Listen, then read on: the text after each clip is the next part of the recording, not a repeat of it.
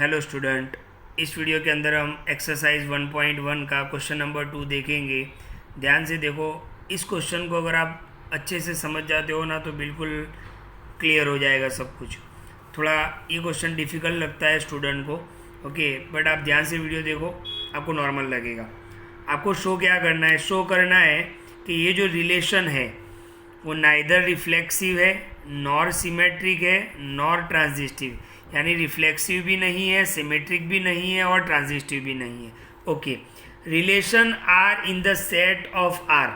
Are relation is a subset of R. R यानी real number. Okay, अब आपको पता होना चाहिए कि रियल नंबर क्या होते हैं।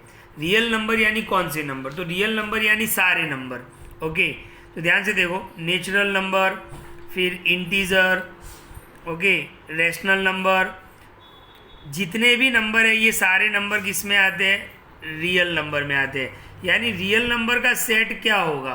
मतलब नेगेटिव नंबर भी होंगे, ध्यान से देख लो, ज़ीरो भी आएगा, पॉजिटिव नंबर भी होंगे, फ्रैक्शन नंबर भी होंगे जैसे 1/2, 3/4, ओके, फिर √5, √8, इरेशनल नंबर, ये सारे नंबर किस में आ जाएंगे? रियल नंबर में। ओके, तो आपका जो रिलेशन बनेगा इससे वो सबसेट होगा आर क्रॉस आर का। तो हम ध्यान से देखो, मैंने यहाँ पर थोड़ा डिफरेंट बताया है। यहाँ पर इस बार आर क्रॉस आर, यहाँ पर भी सारे आप देखो रियल नंबर है, क्योंकि नेगेटिव नंबर भी है, ज़ीरो भी है, पॉजिटिव नंबर भी है, फ्रैक्शन नंबर भी है, इरेशनल नंबर भी है। ओके, ये भी सारे रियल नंबर है। अब इसका हम आर क्रॉस आर करेंगे तो क्या होगा? -3, -3, -3, -2, -3, -1, -3, 0। यानी दुनिया के अंदर आप देखो, कोई भी ऑर्डर पेयर बनाओ, कोई भी नंबर लिखो, जैसे 5, 4 लिखा तो ये आर क्रॉस आर में आएगा ही। ओके, क्योंकि ये भी रियल नंबर, ये भी रियल नंबर। आप कोई भी लिखो, जैसे 1/2, 1/2, ओके, आप लिखो 0, 2, कोई भी, आप लिखो √5, 3, कोई भी, तो ये हमेशा आर क्रॉस आर में होगा ही होगा, राइट। यानी आर क्रॉस आर यहाँ पर क्या बनेगा आपका? आर क्रॉस आर यानी टोटल, आप समझो कि इनफाइनाइट। ओके, क्योंकि जितनी भी पेयर आप लिख सकते हो ऑर्डर पेयर, अब कोई भी ऑर्डर्ड पेयर लिख लो वो आर क्रॉस आर में ही होगा, राइट, क्योंकि रियल नंबर में सारे नंबर आ जाते हैं। मैंने बताया आपको, negative number, zero, positive, fraction number, irrational number, okay, तो ये सारे आ जाते हैं। इंटीजर्स भी आ जाते हैं, रैशनल नंबर भी आ जाते हैं, इरेशनल नंबर भी आ जाते हैं, फ्रैक्शनल नंबर, दुनिया के अंदर जितने भी नंबर्स है वो सारे रियल नंबर्स के अंदर आ जाते हैं। यानी आप कोई भी ऑर्डर पेयर बनाओ, कोई भी आपको जो भी ठीक लगे वो आप ऑर्डर पे बनाओ, वो आर क्रॉस आर ही होगा। ओके, तो आपका आर क्रॉस आर बहुत ही बड़ा है, लेकिन आपको यहाँ पर रिलेशन क्या लेना है? ध्यान से देखना, आपको रिलेशन ऐसा बताना है ए बी। इस बार ए बी दिया हुआ है, XY नहीं दिया हुआ है। यानी आपको ऑर्डर पेयर ऐसा लेना है जिसमें ये कंडीशन सेटिस्फाई हो, A < or B²।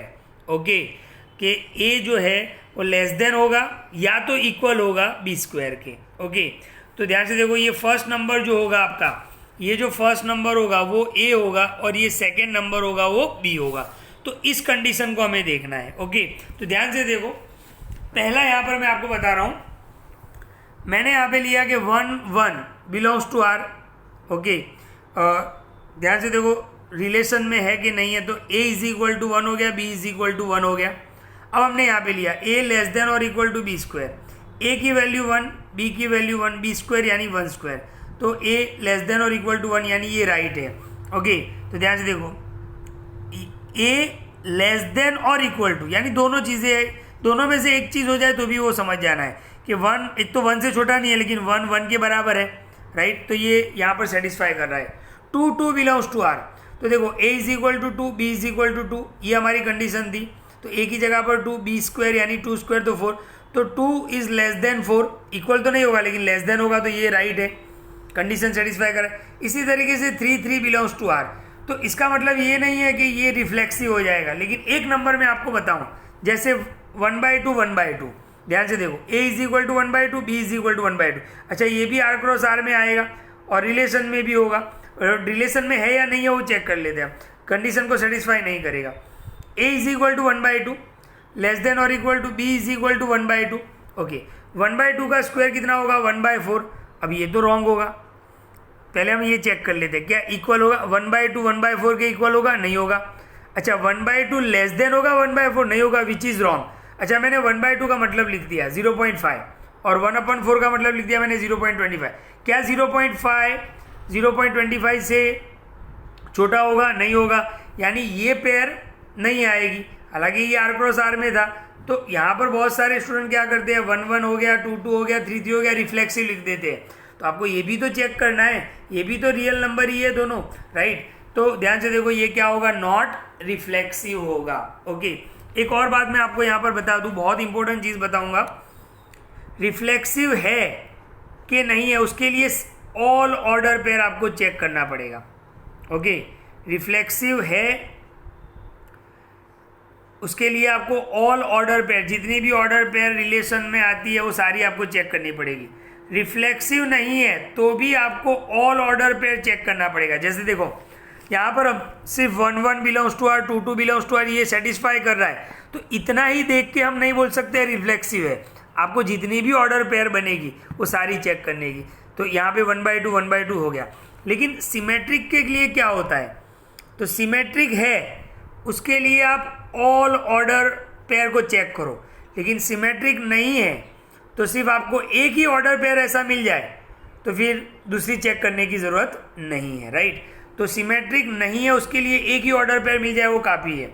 इसी तरीके से ट्रांजिस्टिव, तो ट्रांजिस्टिव है उसके लिए सारी ऑर्डर पेयर चेक करो, लेकिन ट्रांजिस्टिव नहीं है तो आपको एक भी मिल गया तो वो ट्रांजिस्टिव नहीं है। ये बहुत इंपॉर्टेंट चीज़ है, ध्यान से देखो। मैंने पहले ही बोला कि ये क्वेश्चन अगर आप समझ जाओगे तो पूरा चैप्टर आपको समझ में आ जाएगा। अच्छा, अब हम सिमेट्रिक के लिए चेक करते हैं। यहाँ पर मैंने 2 पेयर लिया हुआ है, ध्यान से देखो 2 5, तो हम चेक कर लेते हैं। ये हमारी कंडीशन थी, रिलेशन था, A की वैल्यू 2, B की वैल्यू 5, तो 5²। तो ये तो राइट हो रहा है कि 2 less than 25। Okay, 2 less than 25, तो ये राइट हो रहा है। इक्वल तो होगा नहीं, कोई भी एक चीज़ होगा तो कंप्लीट होगा, तो ये राइट हो रहा है। अब हमारी सिमेट्रिक के लिए कंडीशन क्या थी, AB बिलोंग्स टू R, तो फिर BA बिलोंग्स टू भी R होना चाहिए। तो 2 5 तो है रिलेशन में, क्या 5 2 है, तो देखो A की वैल्यू 5, B की वैल्यू 2, तो यहाँ पर हमने A की वैल्यू 5, B की वैल्यू 2, 2² कितना हो गया 4।